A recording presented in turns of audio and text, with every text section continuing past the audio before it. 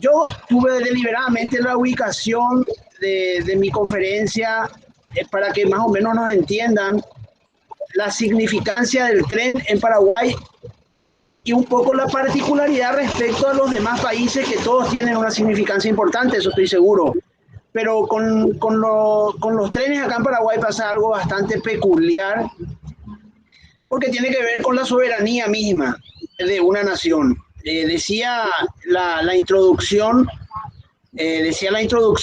que realmente después se fue forjando vamos a llamar, la personalidad del paraguayo a partir de todo esto que ocurrió con el tren. Es increíble vamos a decir, realmente cómo a la sociedad le cambió la presencia del tren y cómo políticamente el Paraguay necesitó de él para aquello que era un sueño a principios del 800, cuando el 811 se independiza el Paraguay, parecía todavía, hasta te diría, un capricho, un sueño, ser nación independiente y soberana. Es decir, quiero buscar desde la museología, desde las evidencias físicas que todo museólogo pretende conservar para que la gente haga las preguntas, para que la gente se interese por la historia que significa ese objeto. Quiero hacer una diferencia, como todo museo busca ser diferente del otro. Quiero que ustedes entiendan mi charla por qué trata de la historia del tren en Paraguay. Repito, quiero que entiendan que a diferencia de todos los otros emprendimientos ferroviarios, probablemente ahora les explico por qué, tiene que ver con lo que se llama la nacionalidad. Y bueno, comienzo un poco mi charla. Es importante que también me entiendan por qué esa perspectiva, porque básicamente mi profesión es justamente la opinión pública, los estudios sociales, trabajo mucho en esa área y sobre todo la investigación social en la historia me ha dejado concluir con muchísimos elementos lo que les voy a ir contando. Les decía deliberadamente, y empiezo la charla, vine a hacer el fondo de la charla, una suerte de reportaje. Es importante que observen, atrás mío están los talleres ferroviarios, que allá por 1890, en la segunda etapa de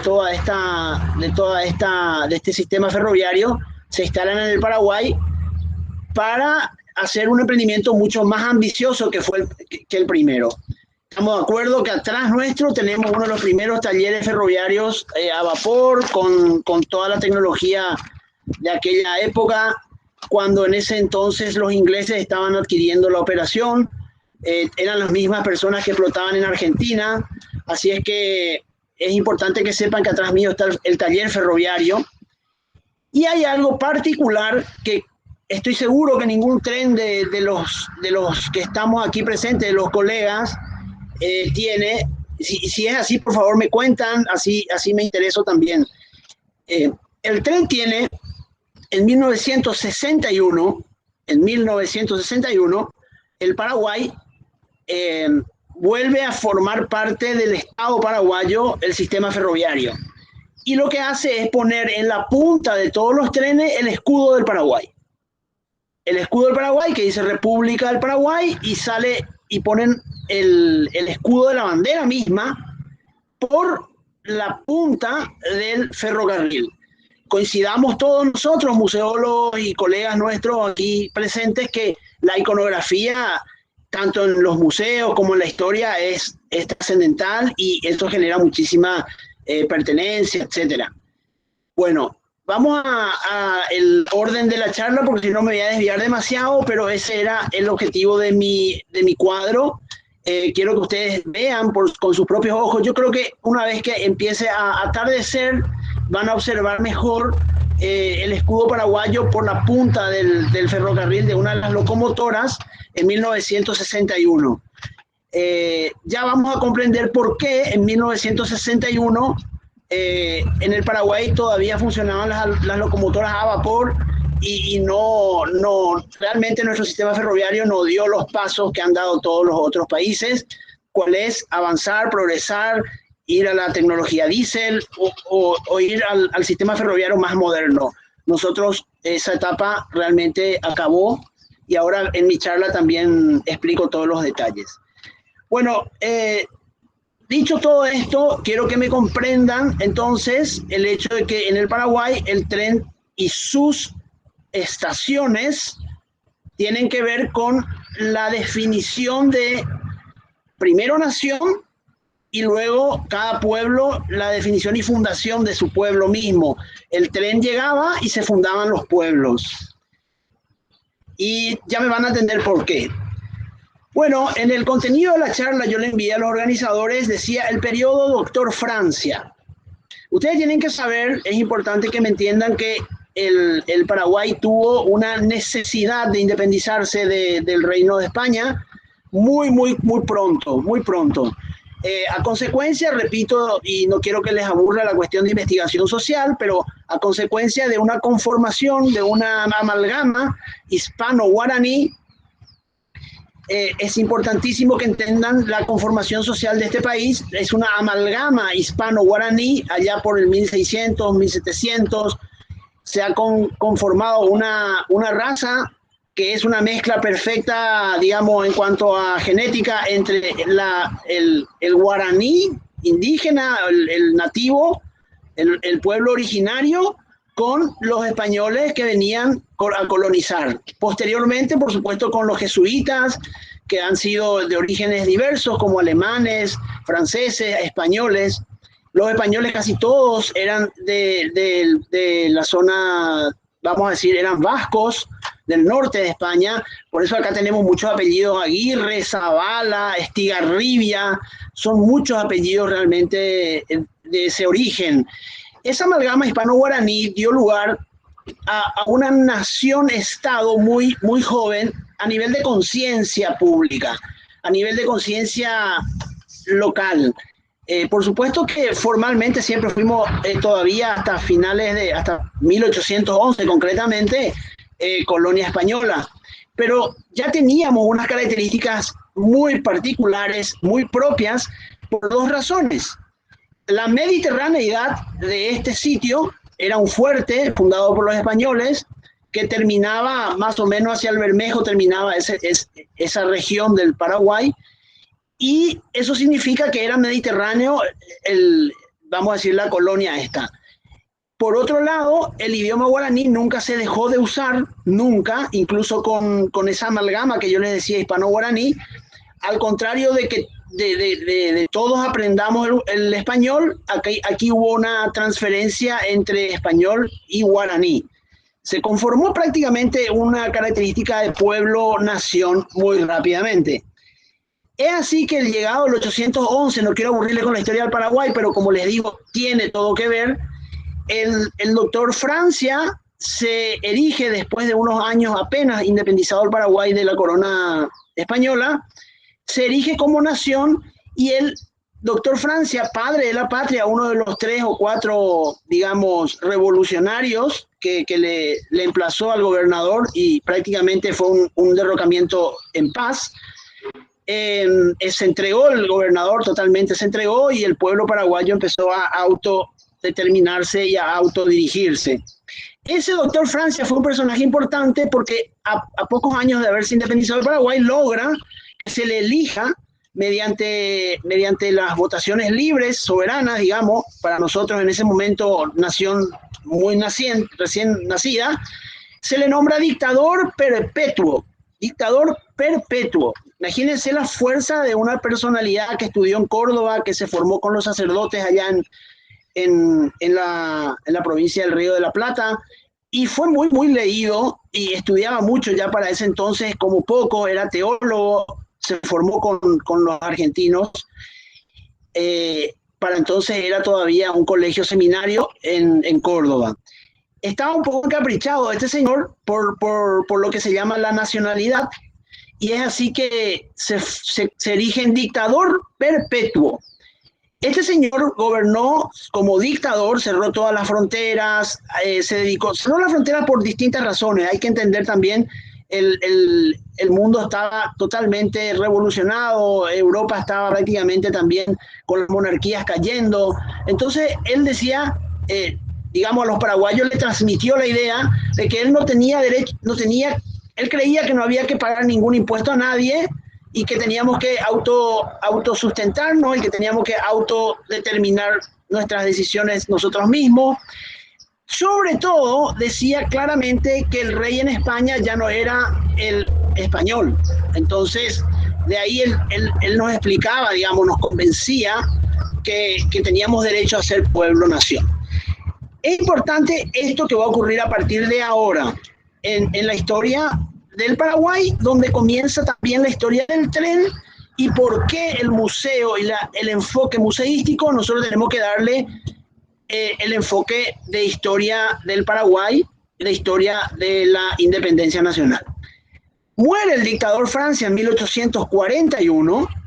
El dictador tuvo un gobierno muy austero, ahorraba, ha tenido muchos contactos comerciales directos del Paraguay, sencillamente pagaba lo que había que pagar en el puerto para llegar a Buenos Aires y de ahí al mundo, pero había una productividad importante internamente, tal vez aprendida también de la colonia y de los jesuitas, que la verdad es que han dejado su huella y entonces hubo una muy buena productividad, amén de, por supuesto, el clima y las condiciones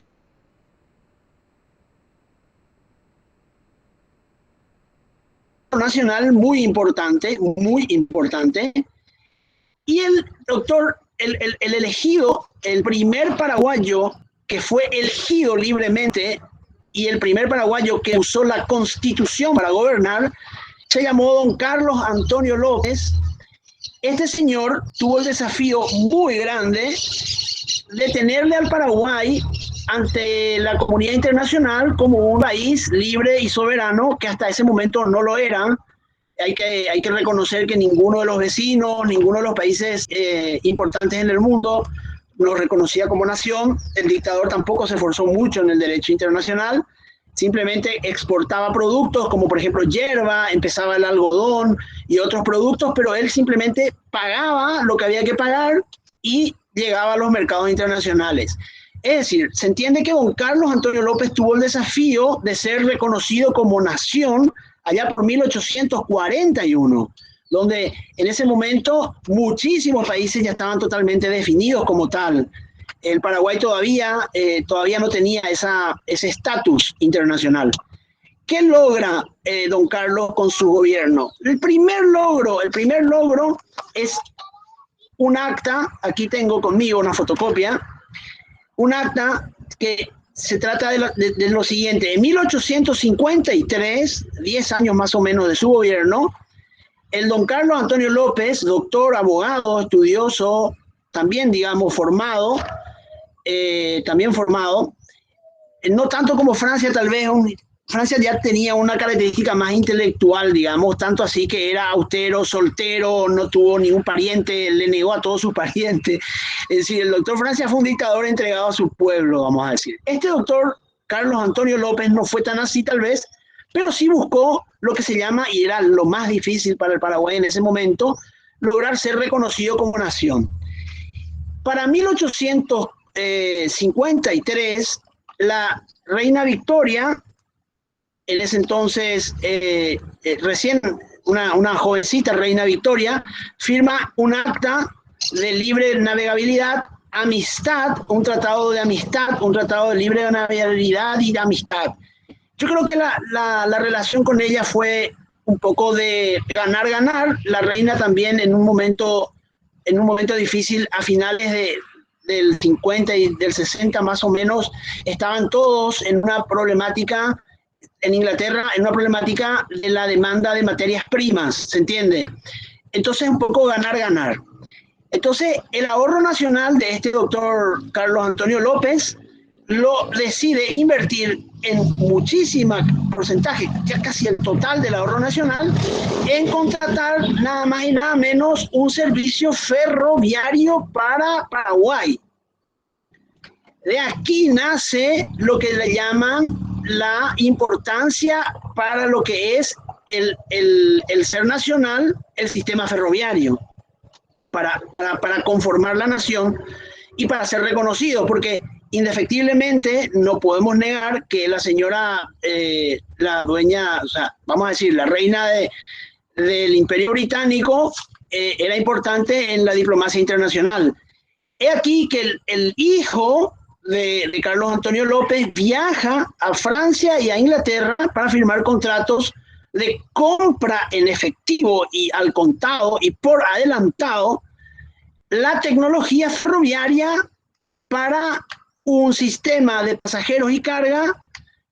En el mundo habían 16, este era el 17, y ahí se firma el primer contrato de envío de ingenieros, y la verdad es que hay que reconocer que en el momento de mayor demanda por sistemas ferroviarios para los ingleses y el vapor en general, tienen la deferencia de aceptar el negocio y nos envían sus mejores, o por lo menos uno de los mejores ingenieros, a empezar a trabajar los estudios tanto de suelo como de características varias.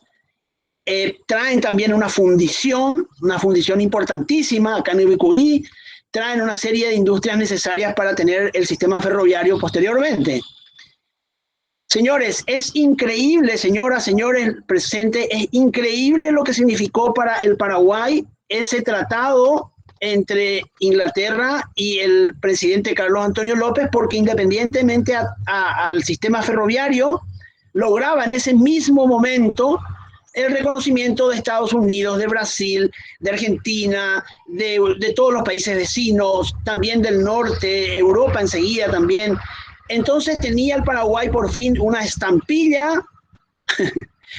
Para entonces era importantísimo tener tu estampilla como país, y así sucesivos derechos internacionales que fuimos conquistando. Te diría, y no se sabe mucho, no se concluye tanto de esta forma, pero te diría gracias al tren. Bueno, consideremos 17 sistemas para 1850-60 en el mundo, 16. Casi todos los sistemas tenían el sistema de vapor, maquinarias construidas con tecnología de punta para ese momento, pero todas las inversiones eran para más de 1000 kilómetros o 500 mínimamente, y casi todas tenían un enfoque de explotación mineral, un transporte de carga de un punto al mar o de otro punto al otro punto de diferentes embarques. Más que nada logístico era el sistema, en general. Sin embargo, el Paraguay necesitó apenas 70 kilómetros, todo un sistema ferroviario para 70 kilómetros. Como les dije, esta es la forma de demostrarles que realmente el objetivo no era precisamente ahorrar en transporte público, ni tampoco cargas agrícolas. El Paraguay y don Carlos necesitaba efectivamente que el mundo entero nos reconozca como nación. 100 años después, en 1961, el Paraguay pone el escudo por la punta de estos trenes viejos que ven atrás. Ahí es donde le vengo a decir la importancia por qué el escudo en la punta de los trenes. 100 años después, en 1861, estaban los ingenieros trabajando, y en 1961 ya teníamos 100 años de servicio ferroviario a vapor. Bueno, ahora vamos a pasar a la siguiente parte de la charla. El doctor Carlos Antonio López, el doctor Francia, ya me entendieron que fueron consolidadores de la nacionalidad, y el tren pasó a ser casi, te diría, el eje de esto. Luego viene el hijo de don Carlos Antonio López. Mucho se puede pensar que era una suerte de dinastía. Les puedo asegurar que no fue así. En realidad, este Carlos Antonio López muere sorpresivamente en 1864. No pudo inaugurar el sistema ferroviario, este señor. No pudo inaugurar, pero el sistema ferroviario estaba totalmente instalado desde el puerto de Asunción hasta el barrio más lejano de la ciudad, que se llamaba Trinidad. El que lo inaugura es un presidente interino, y llaman a una convocatoria también de elecciones, y se presenta el hijo de Carlos Antonio López, un muchacho joven también, Francisco Solano López. Se presenta y gana las elecciones. mediante diputaciones eran las elecciones.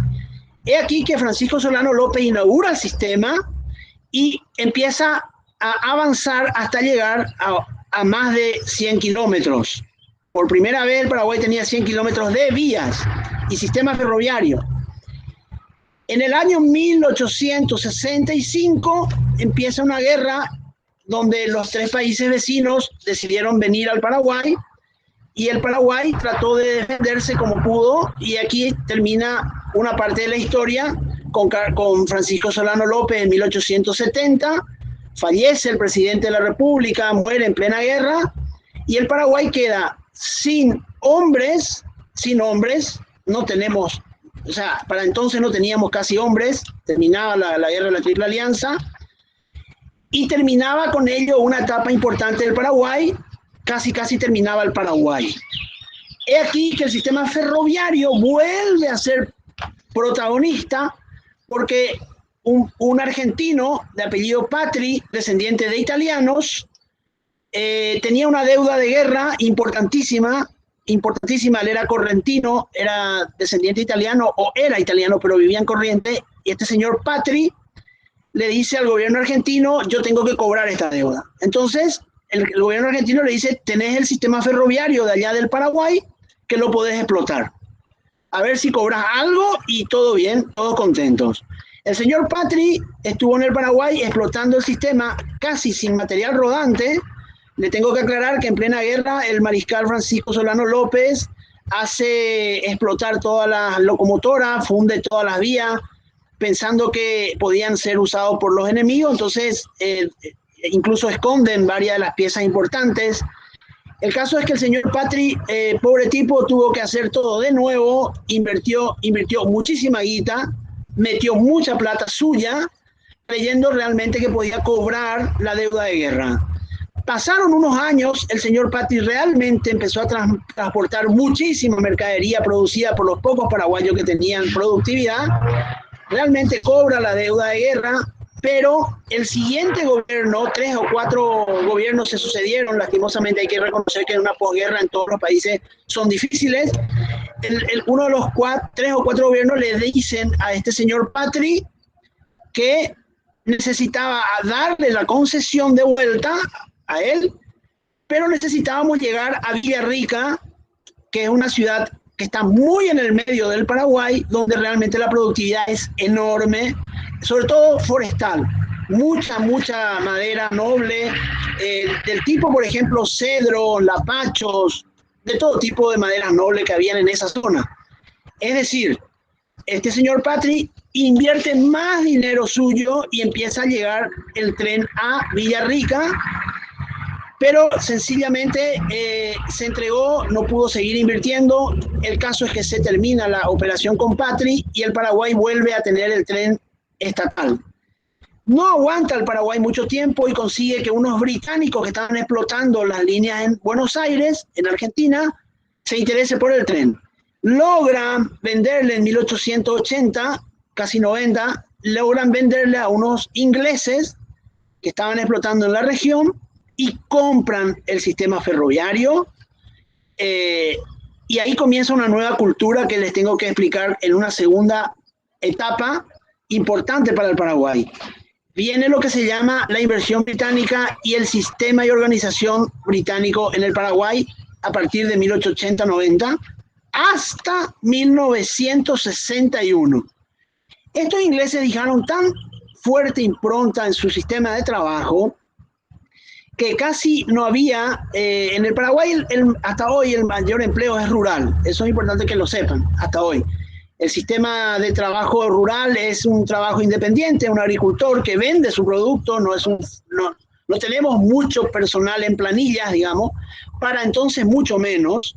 Y en ese caso, el tren era prácticamente el único empleo formal del Paraguay. Y los británicos de esa manera nos enseñaron a trabajar de una forma formal. O sea, éramos empleados del tren y éramos sujetos de crédito, teníamos, digamos, muchísimas más ventajas que otros sistemas de producción.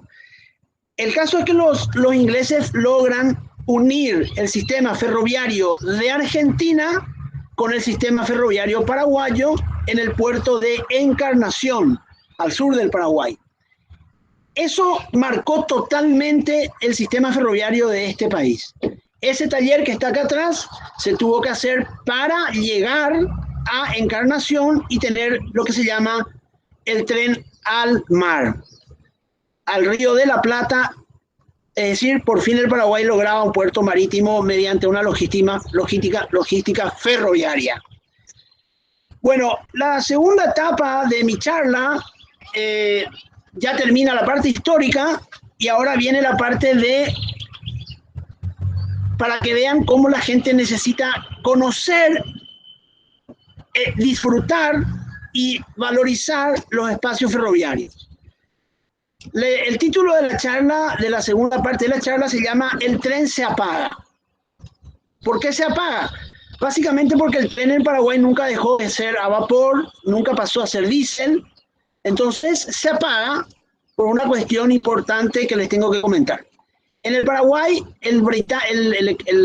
la empresa británica decide retirarse y el Estado le compra todas sus acciones por $1 o algo así, y los británicos dejan cero deuda laboral y realmente una empresa funcionando como un reloj, pero ya, entiéndanlo, sin reinversión. Entonces, obviamente, ellos mismos sabían que ya estaban de retirada, entonces no había reinversión, no hubo nunca el tren a vapor. El tren se apaga es un título un poco triste, pero es como para entender por qué el tren se apaga. Allá por el 1950, creo que todos aquí conocemos el hecho de que el petróleo manejaba las finanzas mundiales.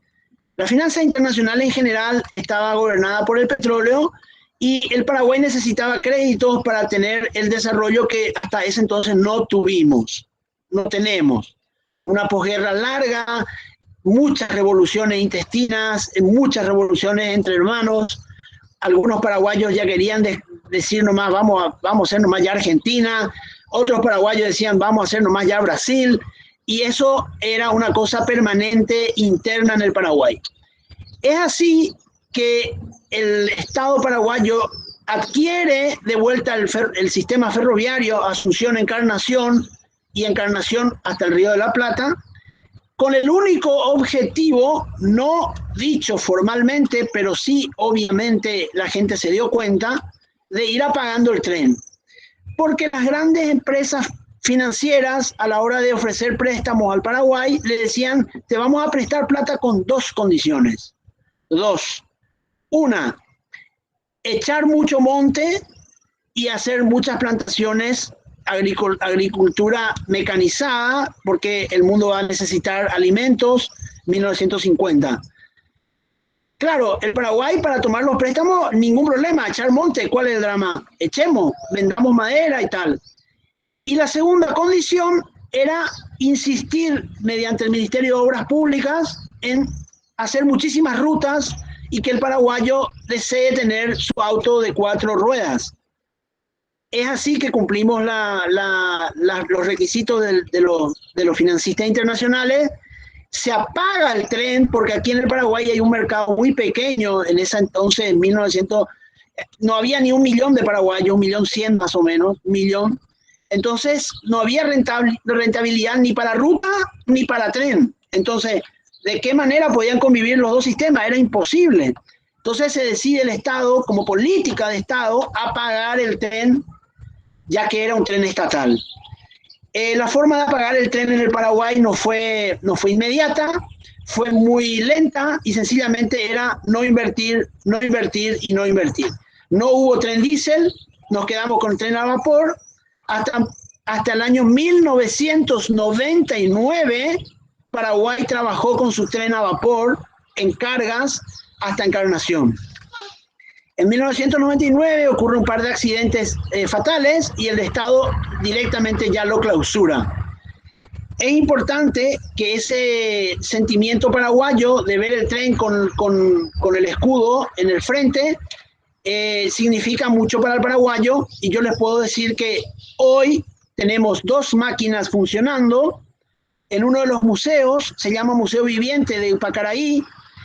La gente se saca fotos, llora, se ponen emocionales, le traen a los niños, le ponen a los niños acá enfrente, le sacan fotos y dicen, este es nuestro orgullo, el orgullo del Paraguay, que es representado por esa locomotora, que es nada más que hierro, pero sin embargo para el Paraguay, como les vengo a decir, hace tiempo el Paraguay necesitaba ser reconocido como nación.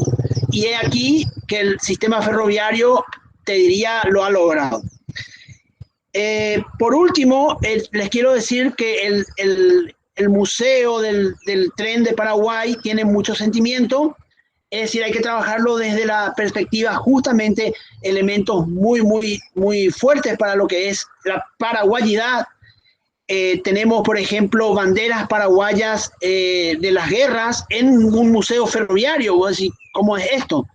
Y bueno, ustedes no se olviden que estaba activo el sistema en plena guerra y se han llevado pertrechos de guerra hasta el campamento Cerro León, con una estación que era especialmente para reclutamiento de paraguayos.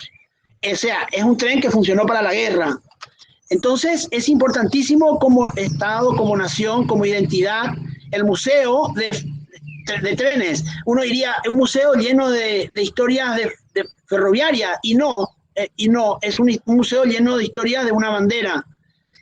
Bueno, por último, tengo que decirles que en ese museo, el paraguayo, cuando entra, se le advierte que no es solamente un museo ferroviario, sino que también es comunicación, porque el Paraguay tuvo telégrafo en 1860, también es la historia de las finanzas, porque las cajas fuertes, que son como 40, 50 cajas fuertes de marca Chubb, de buenísima calidad, ellos valoran el hecho de que haya una necesidad de tener efectivo, que no había necesidad de tener efectivo porque el agricultor era autosustentable en cuanto a los alimentos.